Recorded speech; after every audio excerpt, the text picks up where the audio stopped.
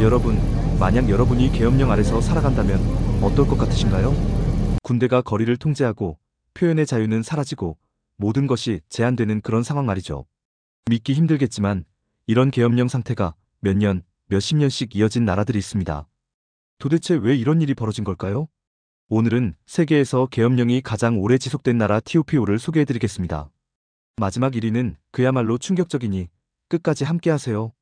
이 영상을 보면 계엄령 뒤에 숨겨진 진짜 이유를 이해하게 되실 겁니다. 5위는 튀니지입니다.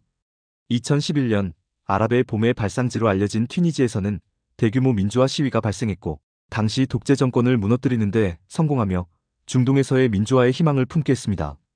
이 시위는 벤알리 대통령의 23년 동안의 독재 정권에 대한 대항으로 튀니지 국민들이 자유와 평등을 요구하며 일어난 역사적인 사건이었습니다. 결국 벤알리 대통령은 2011년 1월 14일에 맹렬한 시위와 국제사회의 압력을 받으며 하야하게 되었고 튀니지는 민주화의 첫 발을 내딛게 됩니다. 하지만 민주화 이후에도 튀니지 사회는 큰 혼란을 겪었습니다. 치안 공백과 테러 위협이 지속적으로 발생하며 국민의 불안감은 커졌습니다. 튀니지 정부는 국가 안보를 이유로 계엄령을 발령하게 되었고 그 이후 2011년부터 현재까지 12년 넘게 계엄령이 지속되고 있는 상황입니다. 튀니지는 중동 국가들 중에서 비교적 성공적으로 민주화를 이뤘다고 평가받고 있지만 계엄령은 여전히 시민들의 자유와 권리를 제한하는 중요한 요소로 남아있습니다. 계엄령 발령 후 기본적인 시민의 자유는 여전히 제약을 받으며 정부는 보안 강화와 테러 대응을 이유로 언론 통제, 집회 제한 등 여러 자유를 제한하고 있습니다. 게다가 튀니지 정부의 계엄령은 단순히 일시적인 비상사태 대응이 아니라 국가 안보를 명분으로 한 지속적인 정치적 통제의 수단으로 사용되고 있다는 비판을 받고 있습니다. 특히 테러 위협과 불안정한 치안 상황은 계엄령의 정당성을 더하며 민주화 이후에도 여전히 국가 통제 체제 속에서 시민의 자유는 쉽게 제한되고 있습니다. 튀니지의 경우 민주화 성공에도 불구하고 계엄령은 여전히 국가의 안전과 국민의 안전을 명목으로 계속 이어지고 있다는 점에서 많은 국제사회의 우려를 사고 있습니다.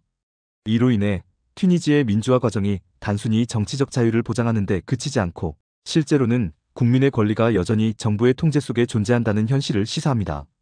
4위는 필리핀으로 무려 14년 동안 계엄령이 지속되었습니다. 1972년 당시 필리핀의 대통령이었던 페르디난드 마르코스는 공산주의자들의 반란과 사회적 혼란을 이유로 계엄령을 선포했습니다. 표면적으로는 국가의 안보와 질서 유지를 위해 발령된 계엄령이었지만 실질적으로 마르코스 대통령은 이를 독재체제를 공고히 하기 위한 수단으로 활용했습니다. 계엄령이 선포되면서 헌법이 개정되었고 마르코스는 자신에게 무제한적인 권한을 부여하며 민주주의적 절차를 무시한 채 사실상 독재 정치를 강화했습니다. 계엄령 기간 동안 언론의 자유는 억제되었고 수많은 반정부 인사들이 체포되거나 실종되었습니다. 마르코스는 반대 세력을 제거하고 자신의 권력을 확립하기 위해 여러 인권 침해를 저질렀습니다. 특히 사회적 불안정을 이유로 민간인들에 대한 폭력적인 탄압이 이루어졌고 기본적인 자유와 인권은 심각하게 침해되었습니다. 이에 따라 수천 명의 반정부 활동가와 시민들이 투옥되거나 살해당했습니다. 하지만 1986년 필리핀 국민들은 결국 피플 파워 혁명을 일으켜 마르코스를 축출하며 14년간의 계엄령은 끝을 맺게 되었습니다. 이 혁명은 필리핀 역사에서 가장 중요한 민주화 운동 중 하나로 평가받으며 마르코스는 결국 하와이로 망명하게 되었습니다. 그러나 14년 동안의 군사 독재와 인권 유린은 필리핀 국민들에게 깊은 트라우마로 남아있습니다. 계엄령이 해제된 후에도 독재 체제의 상처는 쉽게 치유되지 않았고 필리핀 사회는 복잡한 정치적 상황에 직면하게 되었습니다. 이처럼 마르코스 정권의 14년 계엄령은 단순한 국가의 안전을 위한 비상조치가 아니라 권력을 강화하려는 정치적 수단으로 사용된 사례이며 필리핀 역사에서 여전히 큰 영향을 미치고 있습니다. 계엄령을 통한 권력 유지와 인권 침해는 필리핀 사회에 여전히 많은 상처를 남기고 있죠. 3위는 이란입니다. 1979년 이슬람 혁명이 일어나면서 팔레비 왕조가 무너지고 호메이니가 이끄는 신정체제가 들어섰습니다. 이 혁명은 이란 역사에서 가장 중요한 전환점을 의미했으며 기존의 세속적인 왕정에서 이슬람 신정국가로의 급격한 변화가 이루어졌습니다. 혁명 과정에서 정치적 혼란과 사회적 갈등이 심화되었고 이를 진압하고 새로운 체제를 안정화하기 위해 계엄령이 발령되었습니다. 당시 계엄령은 1979년부터 거의 30년 가까이 지속되었으며 이란 사회에 엄청난 변화를 가져왔습니다. 계엄령은 이슬람 혁명의 후유증과 새로운 정치 체제를 확립하기 위한 필수적인 조치로 간주되었지만 그 이면에는 권력 집중과 반체제 세력의 억압이 자리 잡고 있었습니다. 군사정부와 이슬람 혁명정부는 정치적 안정성을 확보하려는 명목으로 계엄령을 연장하며 군사적 통제와 인권 억압을 강화해 나갔습니다. 이란에서는 계엄령 동안 이슬람 율법이 강하게 적용되었으며 언론과 표현의 자유는 심각하게 제한되었습니다. 반정부 인사들과 시민들은 지속적으로 탄압을 받았고 언론과 문화활동도 철저하게 통제되었습니다. 서구적인 가치와 세속적인 사고는 금지되었고 이슬람 율법을 따르지 않는 이들은 처벌을 받거나 사회적으로 배제되었습니다. 계엄령은 단순히 혁명의 혼란을 진압하기 위한 도구일 뿐만 아니라 이슬람 혁명과 이슬람 국가의 이념을 지속적으로 강화하는 수단으로 사용되었습니다. 그 결과 30년 동안의 계엄령은 사회적 자유와 개인적 권리에 심각한 침해를 동반했고 많은 시민들이 억압과 강제적인 통제 속에서 살았습니다. 이란 정부는 계엄령을 통해 사회적 안정을 도모하면서도 동시에 국민들의 자유를 제한하고 정치적 반대 세력을 철저하게 억제했습니다. 그럼에도 불구하고 30년의 계엄령이 끝난 후에도 이란은 여전히 군사적 통제와 종교적 영향력이 강한 국가로 남아있으며 혁명 당시의 혼란과 갈등의 그림자는 여전히 이란 사회에 큰 영향을 미치고 있습니다.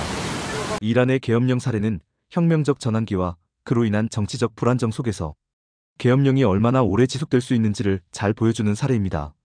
계엄령이 정권 유지와 국가 통제를 위한 수단으로 어떻게 활용될 수 있는지를 이해하는 데 중요한 교훈을 줍니다. 2위는 바로 시리아입니다. 시리아는 1963년 군사 쿠데타로 바트 당비의 ATH 파티 집권하면서 계엄령을 발령했죠. 이 계엄령은 당시 시리아 정부가 국가 안보와 체제 유지를 위해 불가피한 선택이라고 주장했지만 실제로는 군부가 자신들의 권력을 강화하고 유지하기 위한 강력한 수단으로 사용되었습니다.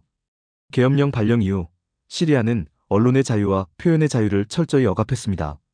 정부에 반대하는 모든 목소리는 즉각적으로 탄압되었고 심지어 반정부 활동을 벌이는 시민들은 무자비하게 처벌을 받았습니다. 이와 함께 기본적인 시민 권리가 제한되었으며 정부는 공공집회나 시위를 금지하고 감시와 통제를 강화했습니다. 특히 시민들의 자유를 제한하고 국가에 대한 충성만을 강요하는 방식으로 사회를 통제했습니다. 언론은 사실상 정부의 통제 하에 놓였고 독립적인 미디어 활동은 거의 불가능했습니다. 2011년 시리아 내전이 발발하며 공식적으로 계엄령은 해제되었지만 실제 상황은 크게 달라지지 않았습니다. 계엄령이 해제되었음에도 불구하고 시리아는 여전히 군부의 철저한 통제하에 놓여 있었습니다.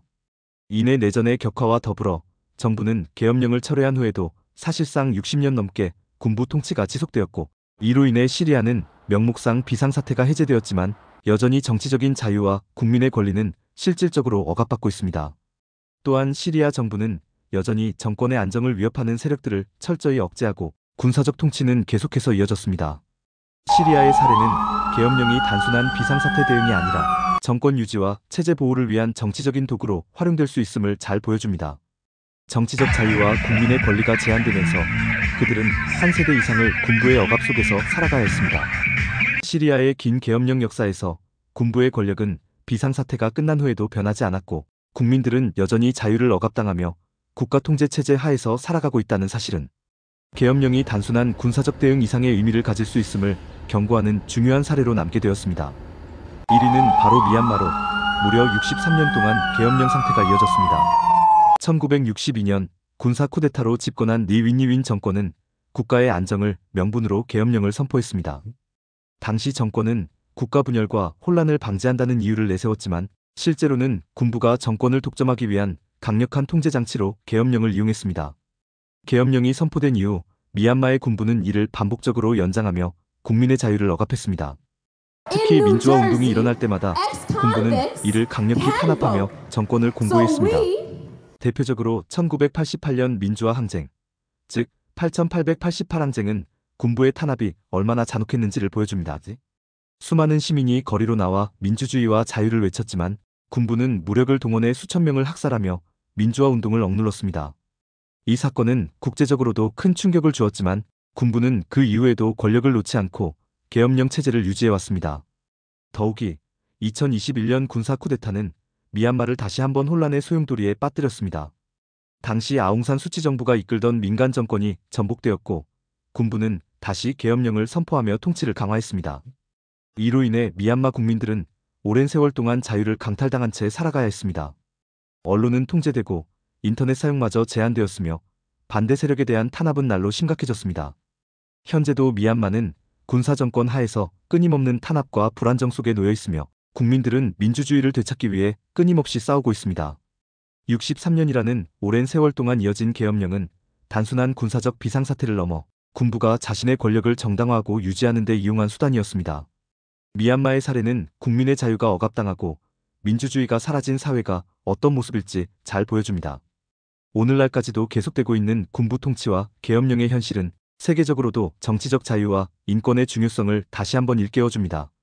오늘은 세계에서 가장 오래 계엄령이 지속된 나라들을 살펴봤습니다.